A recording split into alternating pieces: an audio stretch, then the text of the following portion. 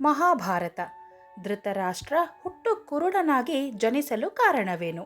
ಭೀಷ್ಮನ ತಂದೆ ಶಂತನು ಮಹಾರಾಜನಿಗೆ ಸತ್ಯವತಿ ಎಂಬ ಹೆಂಡತಿ ಇದ್ದಳು. ಈ ಸತ್ಯವತಿಯ ಮಗ ವಿಚಿತ್ರ ವೀರ್ಯನಿಗೆ ಮದುವೆ ಮಾಡಿಸಲು ಕಾಶಿಯಿಂದ ಭೀಷ್ಮ ಅಂಬಿಕಾ ಹಾಗೂ ಅಂಬಾಲಿಕೆಯನ್ನ ಅಪಹರಿಸಿ ತಂದಿರುತ್ತಾನೆ. ಆದರೆ ವಿಚಿತ್ರ ವೀರ್ಯ ಅಕಾಲಿಕ ಮರಣಕ್ಕೆ ತುತ್ತಾದ ಕಾರಣ ವಂಶವನ್ನು ಮುಂದುವರೆಸುವ ಸಲುವಾಗಿ ಸತ್ಯವತಿ ವಂಶಾಭಿವೃದ್ಧಿಗಾಗಿ ಮಹರ್ಷಿ ವೇದವ್ಯಾಸರನ್ನು ಕರೆಸಿ ಕಷ್ಟವನ್ನು ಹೇಳಿಕೊಂಡಳು.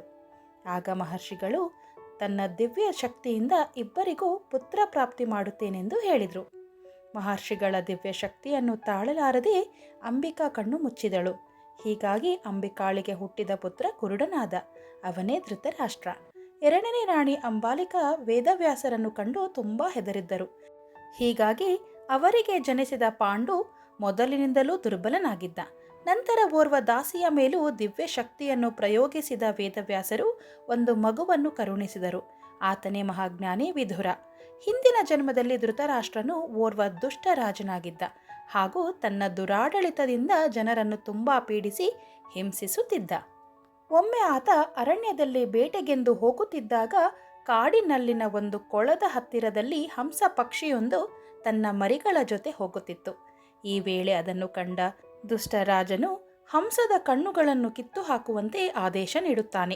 ಹೀಗೆಂದು ರಾಜನಿಂದ ಆಜ್ಞಾಪಿಸಲ್ಪಟ್ಟ ದೂತರು ಹಂಸದ ಜೊತೆಗೆ ಅದರ ಮರಿಗಳನ್ನು ವಧೆ ಮಾಡಿದ್ದರು. ಈ ರೀತಿಯಾದಾಗ ನರಳುತ್ತಾ ಹಂಸ ಪಕ್ಷಿಯು, ನನ್ನ ಸುಂದರ ಪರಿವಾರವನ್ನು ಕೆಡಿಸಿ ನನ್ನ ಕಣ್ಣು ಕೇಳಿಸಿದ ನೀನೂ ಸಹ ಮುಂದಿನ ಜನ್ಮದಲ್ಲಿ ಕುರುಡನಾಗಿ ಜನಿಸುತ್ತೀಯ. ಆ ಸಮಯದಲ್ಲಿ ನಿನ್ನ ಮಕ್ಕಳೂ ಕೂಡ ಇದೇ ರೀತಿ ಸಾವನ್ನಪ್ಪುತ್ತಾರೆ. ಈ ಜನ್ಮದಲ್ಲಿ ನಿನ್ನಿಂದ ನಾನು ಪಟ್ಟ ಪುತ್ರ ಶೋಕವನ್ನು ನೀನೂ ಸಹ ಅನುಭವಿಸು ಅಂತ ರಾಜನಿಗೆ ಶಾಪ ಕೊಟ್ಟಿತು. ಅದು ನಿಜ ಕೂಡ ಆಯಿತು.